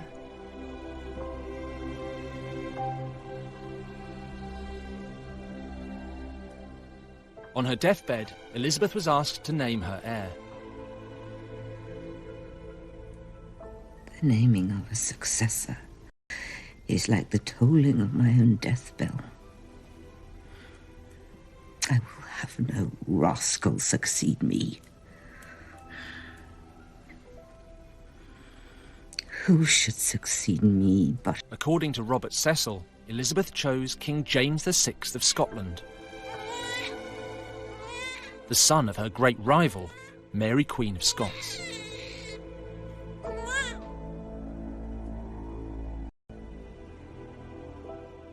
At around 3 a.m. on the 24th of March 1603, Queen Elizabeth died. She was 69 years old.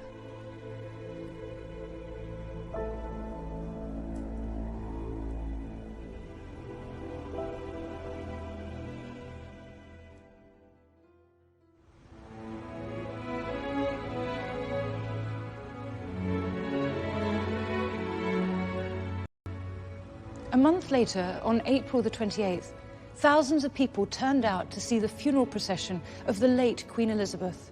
Her coffin, covered with purple velvet and carried on a chariot drawn by 4 great horses, was brought here to Westminster Abbey.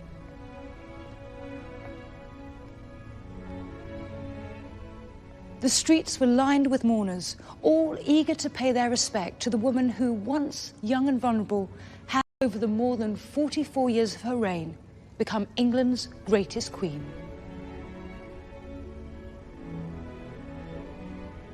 Even in death, Elizabeth cannot escape her enemies.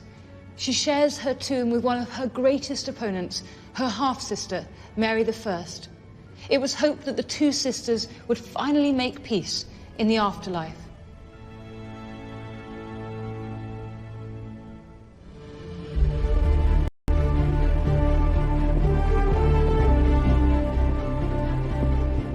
Elizabeth was a truly magnificent queen, and her greatest skill was survival. Family members, lovers, popes and kings all tried to crush her, all of them failed. She will pay for this. I myself will be your general, your judge. Just like Elizabeth, England had survived. Coups, plots and armadas had come and gone. None of them had managed to break her people.